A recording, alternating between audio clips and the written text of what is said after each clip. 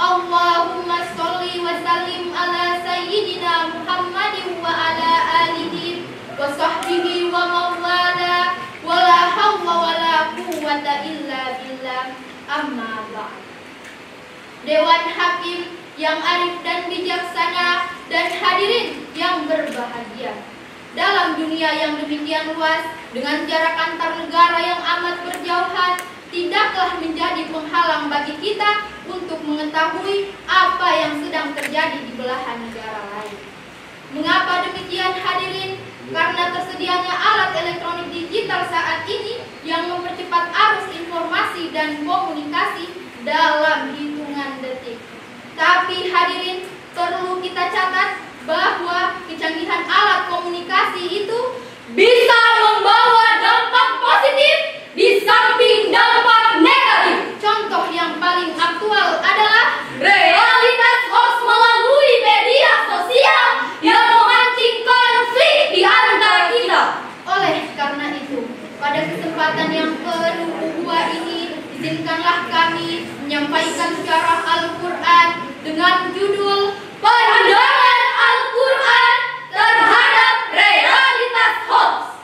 Sebagai rujukan, marilah kita dengarkan firman Allah dalam Al-Quran surah An-Nur ayat 15 sebagai berikut.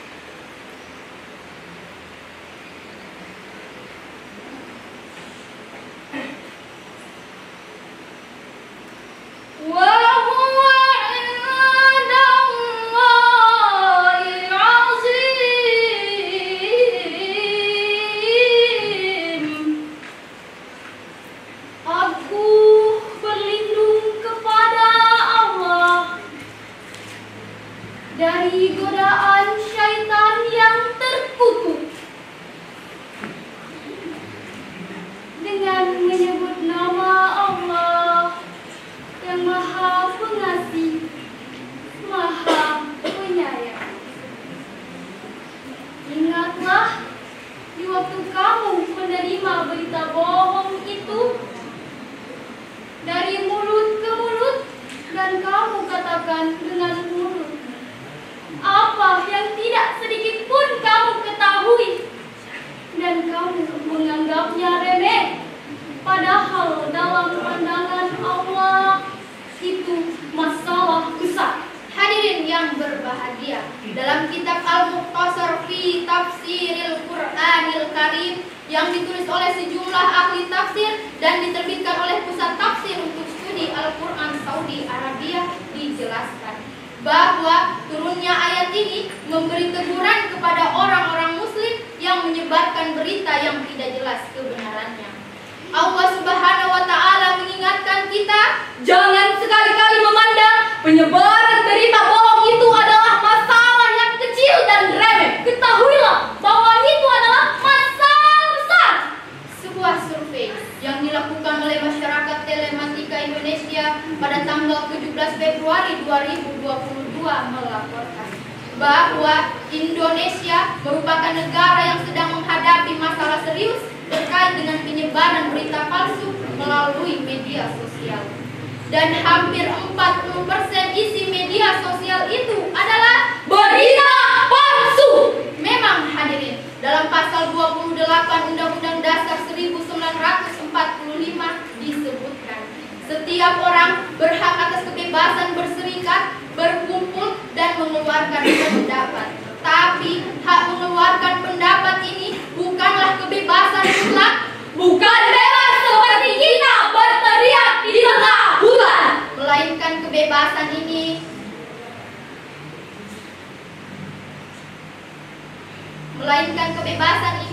dibatasi oleh kewajiban kita dalam menjaga kehormatan, keharmonisan, serta kesatuan bangsa dan negara. Dengan demikian, kebebasan dalam hal ini adalah kebebasan yang harus dipertanggungjawabkan. Hadirin, para produsen hoax itu amat keterlaluan. Pada saat menjelang pemilihan umum yang lalu, ukhuwah antar umat beragama juga intern umat Islam tercabik-cabik akibat goresan hoax. Disintegrasi pun dalam ancaman besar.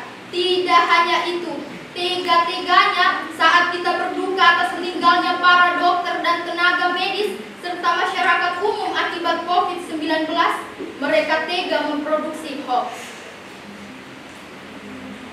Mereka menari-nari di atas mengajak korban COVID-19 dan terus-menerus menyebarkan berita hoax tentang COVID-19. Bahkan memprovokasi orang untuk melawan pemerintah yang telah menguras otak dan keringat serta mengeluarkan triliun rupiah untuk mengatasinya. Itulah realitas yang kita alami.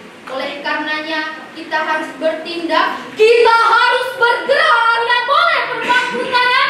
Kita harus bahu-membahu melawan hoax. Setuju hadirin? Hadirin yang berbahagia.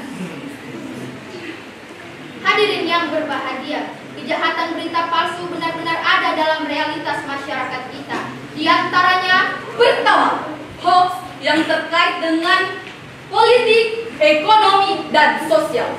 Titik.com pada bulan Februari 2022 melaporkan, Kepolisian Daerah Nusa Tenggara Barat berhasil menangkap Ketua Koperasi Serba Usaha Rinjani atas dugaan penyebaran berita hoax bahwa pemerintah menyembunyikan dana pemulihan ekonomi nasional sebesar 100 juta. Akibat hoax itu, masyarakat terprovokasi menghujat pemerintah melalui unjuk rasa.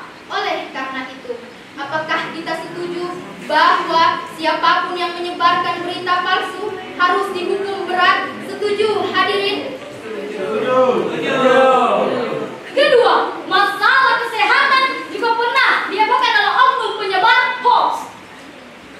Liputan 6.com pada tanggal 17 Januari 2022 melaporkan berita yang sangat memprihatinkan, yaitu adanya 27 kasus hoax selama masa pandemi. Antara lain bahwa virus COVID-19 adalah virus buatan, bisa menular melalui udara, bisa mati di ruangan panas, dan vaksin COVID terbuat dari bahan babi, serta bisa menyebabkan kelumpuhan pasca vaksinasi. Jadi jelaslah hadirin, kejahatan berita palsu benar-benar ada dalam realitas masyarakat kita.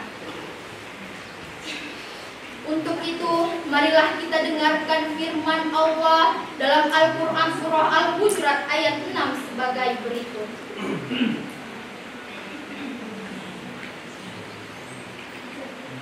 Ya ayyuhalladzina amanu in ja'akum fasiqun binaba'in fatabayyanu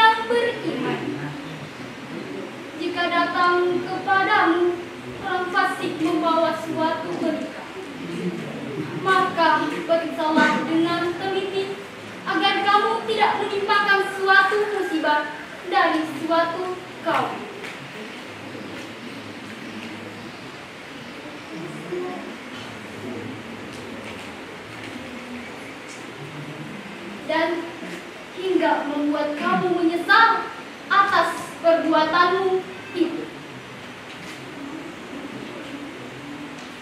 Hadirin rahimahullah, dalam tafsir Al-Azhar karya Profesor Hamka dijelaskan bahwa turunnya surah Al-Hujurat ayat 6 ini berkenaan dengan kisah Bani Musthalib. Mereka dituduh berencana membunuh Al-Walid, utusan Nabi, untuk menarik zakat mereka. Padahal hadirin, berdasarkan laporan yang sebenarnya, Bani Musthalib justru datang berduyun-duyun menyambut kedatangan Al-Walid untuk membayar zakat. Maka kata fasik dalam ayat ini artinya pembohong atau melakukan dosa.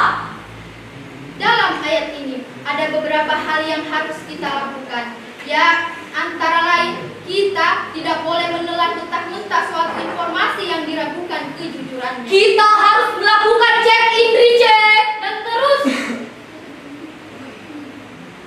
terus memeriksa berkali-kali agar tidak terjadi konflik. Rasulullah SAW pernah berpesan kepada kita, Iyyakum wal taqib, fa innal kadhiba yahdi ilal fujur, wa innal fujura yahdi ilan nar. Jauhilah kebohongan, sebab kebohongan akan mengiring kepada keburukan, dan keburukan akan mengiring kepada neraka. Hadis riwayat Bukhari Muslim. pada kesempatan ini kami mengajak hadirin untuk menyampaikan salam rindu kepada Nabi Muhammad SAW, sang penerima wahyu Al-Quran. Assalamu alaika ya Rasulullah. Assalamu alaika ya Habibi, ya Nabi Allah, ya Rasulullah. Gadis cantik berselendang sutra, gelang dan antingnya berkilauan. Waspadalah berita yang ada, teliti dahulu sebelum disebarkan. Dari uraian ini dapatlah kita ambil kesimpulan. Pertama, hoax adalah sebuah realitas sosial yang dapat mengancam persatuan bangsa kita. Kedua, pemerintah harus bertindak tegas terhadap penyebar hoax dan produsen hoax. Bapak Ibu Dewan Juri, cukup sekian syarahan kami. Mohon maaf atas kekurangan kami. Terima kasih, semoga berjumpa kembali. Dan akhirnya, Sodaqallah